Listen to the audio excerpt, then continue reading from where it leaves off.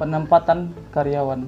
Langkah awal dalam menghasilkan sumber daya manusia yang terampil dan handal perlu adanya suatu perencanaan dalam menentukan karyawan yang akan mengisi pekerjaan yang bersangkutan.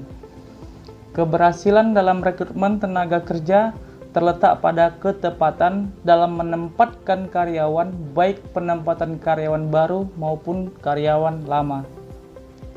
Proses penempatan merupakan suatu proses yang sangat menentukan dalam mendapatkan karyawan yang berkompeten yang dibutuhkan perusahaan, karena penempatan yang tepat dalam posisi jabatan yang tepat akan membantu perusahaan mencapai tujuan yang diharapkan. Dapat disimpulkan dalam pengertian penempatan karyawan, yaitu kebijaksanaan sumber daya manusia untuk menentukan posisi jabatan seseorang. Selanjutnya, tujuan dalam penempatan karyawan, yaitu setiap pekerjaan yang dilaksanakan pada dasarnya mempunyai tujuan. Tujuannya berfungsi untuk mengarahkan perilaku, begitu juga dengan penempatan karyawan. Tujuan lain agar karyawan bersangkutan lebih berdaya guna dalam melaksanakan pekerjaannya yang dibebankan, serta untuk meningkatkan kemampuan dan keterampilan sebagai dasar kelancaran tugas. Selanjutnya terdapat faktor-faktor yang mempengaruhi penempatan karyawan. Yang pertama, faktor pendidikan. Prestasi akademis harus dipertimbangkan. Tenaga kerja yang memiliki prestasi akademis yang tinggi harus ditempatkan pada tugas dan pekerjaan yang sesuai dengan kemampuan.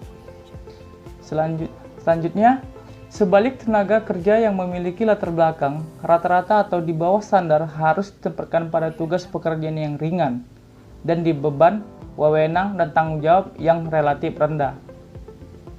Misalnya, sarjana ekonomi harus ditempatkan pada pekerjaan yang berhubungan dalam bidang ekonomi. Latar belakang tersebut dimaksud untuk menempatkan karyawan yang tepat pada posisi yang tepat. Yang kedua, faktor usia. Faktor usia tenaga kerja yang lulus seleksi perlu dipertimbangkan dalam menempatkan tenaga kerja.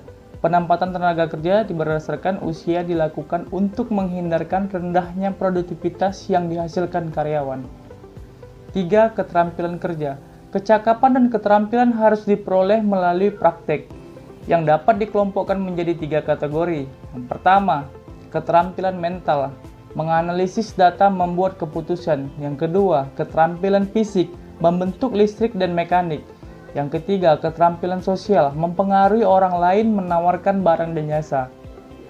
Selanjutnya, pengalaman kerja. Yang keempat, pengalaman kerja pada pekerjaan perlu dipertimbangkan dalam menempatkan pekerjaan. Kenyataannya, makin banyak pengalaman yang dimiliki karyawan bersangkutan, maka dapat menyelesaikan tugas dan pekerjaan yang secara singkat.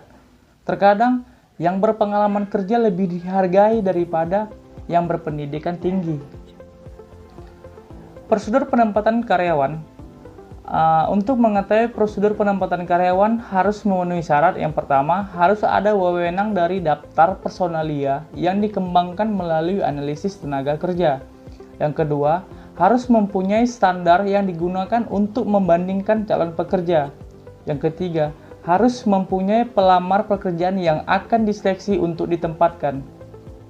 Jika terjadi salah penempatan, maka perlu penyesuaian kembali karyawan yang bersangkutan. Pertama, menempatkan kembali pada posisi yang lebih sesuai. Yang kedua, menugaskan kembali dengan tugas-tugas yang sesuai dengan bakat dan kemampuannya. Beberapa masalah dalam penempatan karyawan. Terdapat 3 hal yang mendasari keputusan penempatan bagi sumber daya manusia, yaitu 1. Efektivitas. Efektivitas penempatan harus mampu minimalisir kemungkinan terjadinya kekacauan. Untuk mengurangi kekacauan, keputusan promosi dan mutasi harus sesuai dengan langkah-langkah seleksi. Ketika penempatan ditetapkan, karyawan baru harus mengikuti masa orientasi untuk mengurangi kecemasan dan proses belajar. Yang kedua, tuntutan hukum.